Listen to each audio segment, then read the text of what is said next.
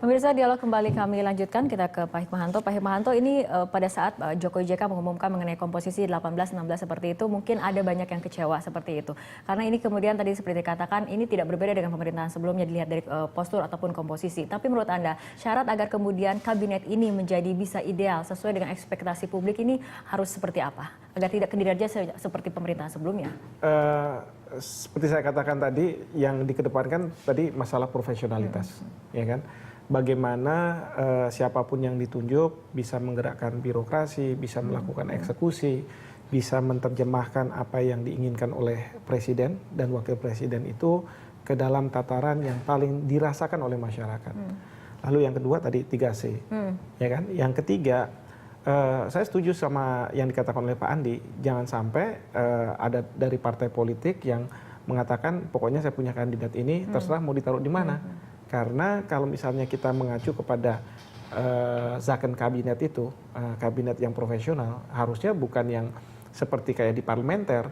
Kalau sistem parlementer yang saya tahu misalnya di Inggris atau di Australia, bisa saja seseorang yang tidak berlatar belakang dokter misalnya, sarjana hukum, karena dia anggota parlemen, ya membidangi masalah-masalah itu, mungkin dia bisa menjadi seorang menteri, tapi birokrasinya itu sangat kuat. Sehingga si menteri ini pun tidak bisa melakukan apapun gitu. Tetapi yang diinginkan di kabinet presidensial ini kan agak berbeda. Menteri-menteri itu harus bisa menerjemahkan dan menjadi jembatan antara presiden dengan birokrasi.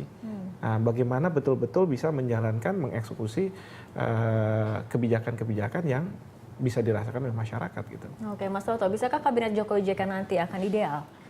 Saya ingin bicara momentum yang terjadi sekarang ya. Ketika PDIP dikatakan kalah dalam undang-undang pilkada, PDIP dikatakan kalah tadi, barusan katanya dalam gugatan undang-undang MD3. Ini menyebabkan harus ada perubahan sikap politik dari Jokowi JK, harus lebih merangkul koalisi pendukung. Itu dia. Saya melihat ini sebuah salah persepsi dan menurut saya ini logika sesat. Ketika kemudian Jokowi sudah menyadari bahwa akan menghadapi kekuatan politik besar, katakanlah di parlemen atau kemudian sekarang mungkin menghadapi kekuatan politik besar karena kepala daerah mungkin akan lebih baik dikuasai oleh koalisi merah putih. Pada titik inilah kemudian Jokowi JK yang besar juga karena civil society, karena masyarakat tanpa koalisi mayoritas pada saat pilpres, ini bisa menunjukkan melalui kinerja yang profesional di kabinet tadi. Jadi salah satu indikatornya malah kemudian bagaimana menteri-menteri ini bisa dilihat oleh masyarakat betul-betul profesional, yang menjadi simbolisasi bahwa pemerintahan ini akan bekerja buat rakyat, sehingga kemudian masyarakat bisa mengawal dan dalam tanda kutip ya melawan kalau ada upaya boikot politik entah melalui parlemen ataupun melalui pilkada-pilkada. Ini yang menurut saya malah kemudian bisa mengubah arah angin ke depan. Saya yakin siapapun dalam tanda kutip ya orang-orang yang berniat melakukan boikot politik karena berbeda pandangan, tetapi ketika melihat arah angin tidak memungkinkan karena dukungan masyarakat, mereka akan menghadapi tembok dengan sendirinya.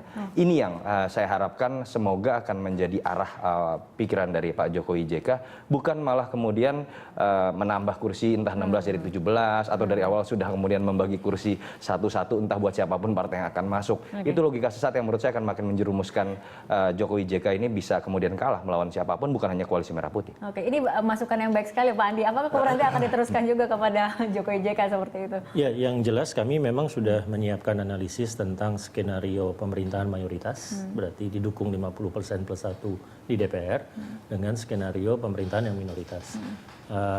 Misi utama Pak Jokowi sejak awal Pilpres adalah mengembalikan roh presidensial. Nah, kalau mengembalikan roh presidensial itu sebetulnya tidak bisa dihitung dari awal. Dukungan dari parlemen itu akan seperti apa? Karena akan sangat dinamis bergantung pada isu-isunya. Ya. Dan itu yang dilakukan Pak Jokowi di Jakarta pada dasarnya. Pak Jokowi itu gubernur minoritas. Karena dukungan DPRD DKI Jakarta ke Pak Jokowi itu tidak sampai 50+1, jadi minoritas. Tapi yang dimainkan adalah kemudian isu. Yang keyakinan kami adalah kalau isunya itu memang sudah isu untuk rakyat, untuk kesejahteraan, dimunculkan program-programnya, dimunculkan program-program kerja yang nanti betul-betul kelihatan pro rakyatnya seperti apa, ya dinamika parlemennya akan berubah-ubah tergantung isunya. Dan itulah presidensial.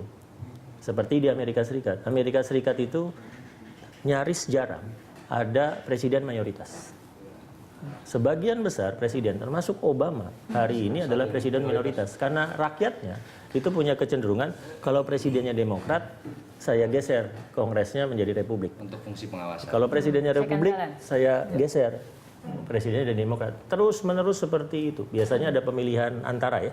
Ada pemilihan selanya untuk anggota Kongres itu. Nah, di situ mereka kemudian berbalik arah supaya satu partai tidak terlalu kuat menguasai eksekutif dan parlemen dan legislatif dan sistem check and balance-nya bekerja.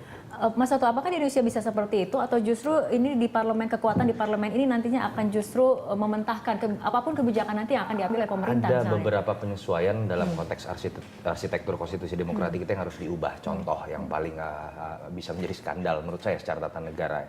Di dalam Undang-Undang MD 3 17 2014 atau misalnya 27 2009, kita berbicara hak anggota DPR yang dilindungi dalam undang-undang, bukan hak fraksi. Fraksi itu bahkan hanya disebutkan dalam satu pasal, pasal 82. Tetapi kemudian yang kita lihat seakan-akan suara fraksi itu harus kemudian menjadi suara anggota DPR. Apalagi kita sebetulnya sudah menganut sistem proporsional terbuka, di mana peran untuk bertanggung jawab terhadap konstituen lebih besar dibandingkan bertanggung jawab kepada partai yang memberikan nomor urut begitu. Tapi yang terjadi adalah sebuah, menurut saya harus mengatakan ini sebuah penyalahgunaan wewenang ya, mengatasnamakan fraksi ketika kemudian anggota DPR berbeda di-recall. Yang sebetulnya diuji oleh undang-undang. Nah, kalau isu-isu ini kita kemudian bisa perbaiki pada porsi yang sebagaimana mestinya, siapapun presiden bahkan dengan kekuatan yang sangat minoritas pun, kalau kemudian memimpin dengan logis, menggunakan isu yang logis, dan memang orientasi pada masyarakat, dia bisa memimpin dengan kekuatan berapapun, dan itulah apa yang disebut dengan roh presidensial.